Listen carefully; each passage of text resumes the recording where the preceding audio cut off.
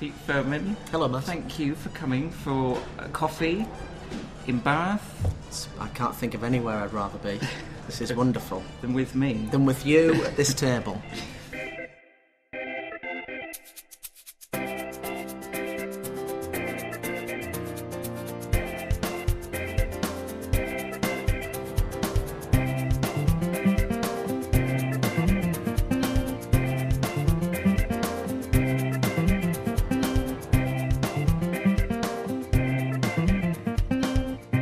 Here for your show, which is Hoodwinker. Is that right? That's what the show's called, yeah. Excellent. Now, so this is your show that you took to Edinburgh. Yeah. And you've now taken it on the road. Yeah. How has it changed from your Edinburgh show, or if at all? Well, the way that I do things is, and you're quite right, is it starts in Edinburgh, which is a 55-minute to 60-minute show. But then, when you come out on the road, you've got to perhaps add more material just to make it into a full evening. I'm quite lucky in that I've also got a support act. Having said that, it still is a beefed-up version of the Edinburgh show, because even with the support act doing 20-25 at the beginning, I sort of feel like I want to give a bit of value. Also, what I do is I come out at the beginning of the show, before the support act, do 10 minutes, get to know the audience, and then introduce him as a special guest. I always think it's a bit mean to just, people have come to see a specific person and then someone else just gets pushed on cold. I think that's a really tough gig for whoever that person is. So I think it's nice to thank the audience for coming, ostensibly make friends with them a little bit, and then introduce the person as a special guest. Do they kind of have different expectations, you feel? Is it... Because Edinburgh's a different beast. Right, yeah. In many ways, I guess. It's so different. I'm sure in your talks with other comics, they've told you that Edinburgh is its own little bubble, and, the way that Edinburgh works isn't necessarily the way that things work, in the rest of the country, the rest of the year. And that's certainly the case, but... This is the biggest tour that I've done, so it's been 35 shows, and we've got about 7 left, so we're well into it. And I must admit, I've found the audiences warm and lovely, and it's been great. It's wonderful to be doing your own show. It's really nice. But are you in a slightly different camp with your magic? Yeah. I think it's interesting, because when I do regional press or whatever to plug the show and talk about it, I have to make a point of explaining that the show is part stand-up show and part magic show, and it's not like a children's show, because I think sometimes punters see, if they don't know who I am and what I do, they see magic show and they think, oh, that'll be a nice one for the kiddies. And it's not appropriate. Is it kind of an ongoing battle, kind of, because it's always got that stigma attached to it? Absolutely, yeah. No, magic, people imagine a sleazy guy in a colourful blazer and balloon animals or whatever it might be. So yeah, if you come out and there's some fruity language, I think they might be a bit upset. So my show's like a 14+, but also hopefully, like for example here in Bath, we're in the Comedia, which is a well-known comedy venue. So I would hope that they know what to expect when they come in. And people kind of know who you are now. I would hope so, yeah. Yeah, I'd hope so, yeah. I think they're coming because they at least have an awareness of me. I think I don't think people take so much of a punt these days. I think they'd like to know what to expect. Yeah, no, totally.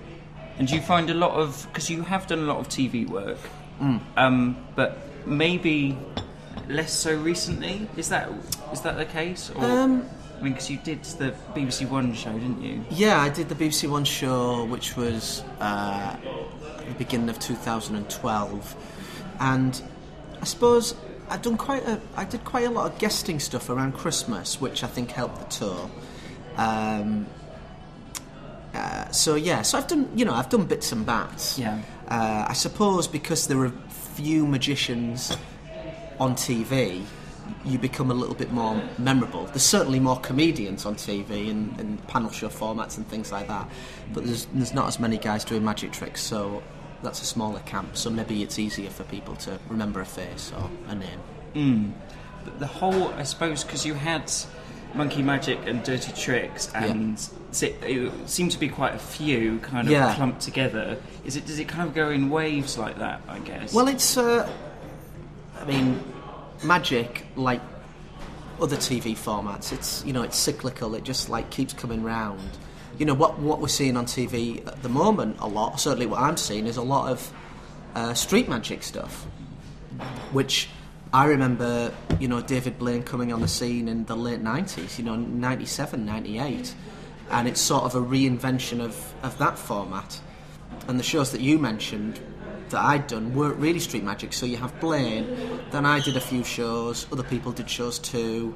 I did that studio show for the Beeb, and now we're back and we're not in studio and it's street magic again. So it just, it just will come around, I'm sure. It'll be the studio thing again fairly soon. It's just one of those things. But is the whole performance thing, and does it feel kind of honest and true, and that's kind of where it should be, kind of particularly for Magic, because it is a show, isn't it, the performance? What, you mean the way things are at the moment? Well, I mean that you're going on tour with your show, and that is kind of its home rather than it being on TV. Well, Magic, stand-up works on TV, no doubt about it, the Apollo's monstrous, McIntyre's show's huge, works on TV. Better in the room, though. I don't think anyone can deny that.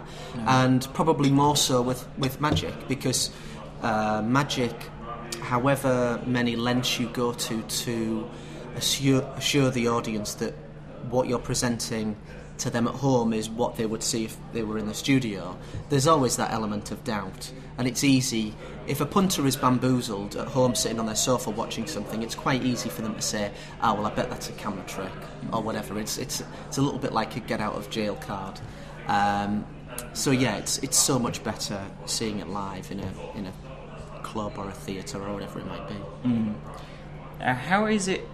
I'm interested in sort of the new material thing. Like a comic generally will go to Edinburgh with a new hour all the time, but then you kind of consider really great magicians, people I consider really great magicians, like Matt King and Penn and Teller, and they've kind of had the same act, and they work on it, and people come to see the act. Whereas, do you kind of have a need, because you're kind of in the comedy as well, to turn over the material and have new tricks every year? Certainly the places that I work and the sort of the cycle that I'm on, and by cycle I mean Edinburgh, perhaps a tour, Edinburgh.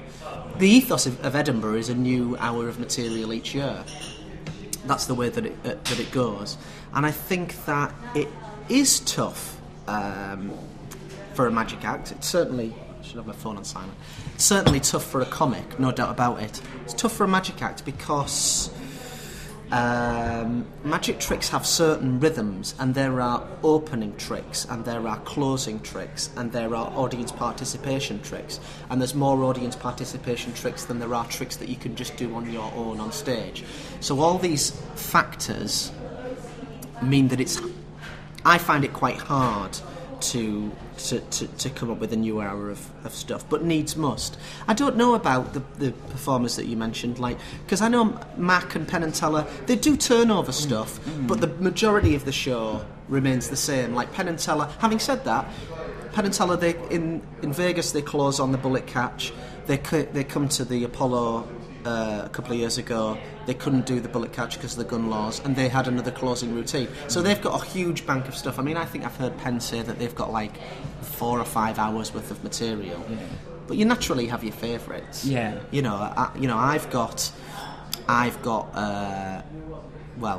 I've done 6 Edinburgh shows. This year will be my 7th. So you could say that I've got 6 hours worth of stuff.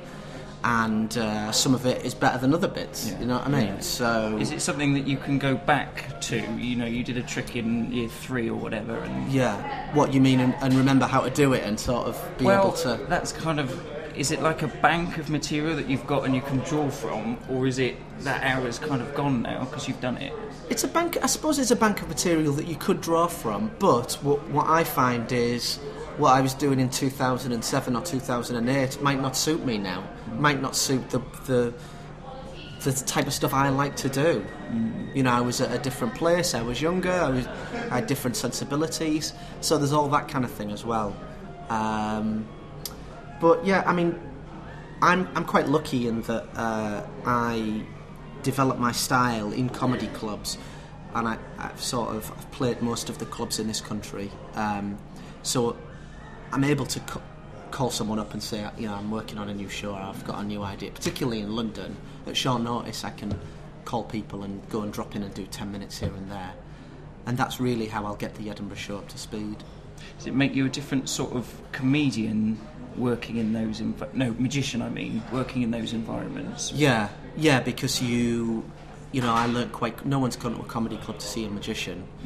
So you know, you have to make whatever it is that you're doing. The situation of the trick has to be funny. You have to layer it with, you know, gags, jokes, whatever you want to call it, because you're competing with, you know, other comics in a comedy club. Not competing with, but you are, you know, work on their level. You have to work on their rhythm and the pace that's set by them. You know, because otherwise it just really drags. Does that limit your performance in any way? Are there certain things that you want to do but you can't do because... Yeah. I would approach a 20-minute set, or, you know, a 40-minute headline set on some occasions differently than I would an evening show like I'm doing here in Bath tonight. When I'm doing my own show on tour, it allows me to be a little bit more indulgent with the magic. I don't have to have my foot on the gas in the same way with the jokes. I can do a great trick that I love, and I don't have to worry about it being, you know, I want it to be funny because that's my thing. You know, I want to, you know, jokes and tricks, that's what I want to deliver on. But I can afford to do a 5-minute piece that maybe isn't gag, but it's a great trick. That's what's nice about, you know, being, you know, a writer, performer, director of your thing, and you can do it. You know, you can call the shots. Was there a conscious decision to kind of get away from close-up magic and then step onto the stage and to be a stage performer? Because I might be wrong, but you were a bit more close-up beforehand, and then you decided to... Yeah, no, that's true. I think that... my story is I did a theatre degree. I was doing close-up magic in bars and restaurants in Middlesbrough, where I was born.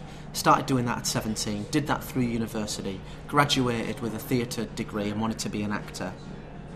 Moved to London to make Monkey Magic, the TV show that you mentioned, and did that and did another couple of shows, and in the interim was doing close-up gigs.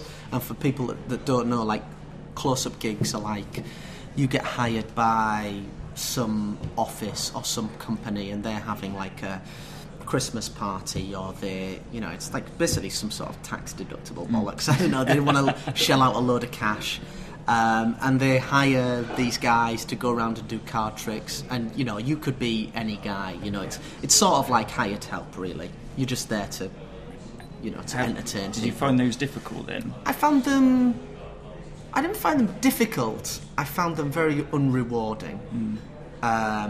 I felt like that's a bit of a generalisation, what I just said about you could be any guy. I'm sure that people get booked because they are excellent at that thing and they've got great reputations.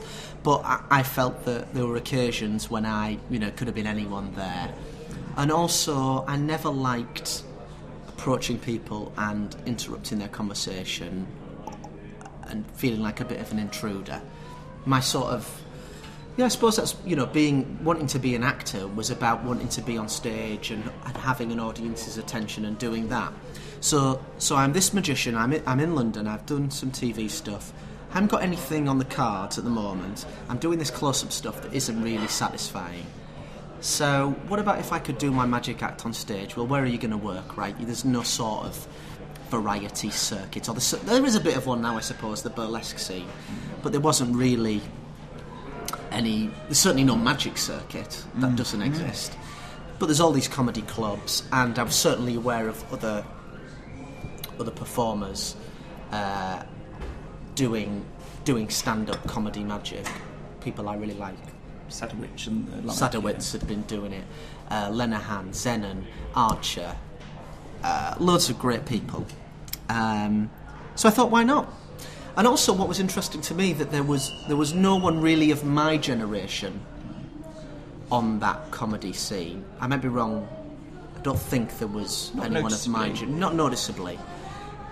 So then I do what any new comedy act does, and do all those gigs where you struggle and you die and you misjudge things, and it takes a while, and you drive for hours for no money, and you build up your act. And then once I was doing 20s, then the next step was to build up a larger show, and then that led to my first Edinburgh in 2007. So yeah, to answer your question in a long roundabout way, Close Up was where I started, and I'm still very interested in it. I mess around with Close Up magic for my own fun. Difficult to do it in a theatre. I think even with TV, with cameras and projection screens, it's not quite. It's a little bit of a. It's not a little bit. I think it's a big compromise, because that's not what it's meant to be. Close-up magic is meant to be a performance for you right here. So then I gravitated to stage, and stage magic's where I'm happiest now. Having explored that and found that, it's great. It's great. And because it's a very much magic background, that's where you've come from, and you've kind of come into the comedy world. Has it got to a point now where the comedy is as important as the magic? Very much so, yeah.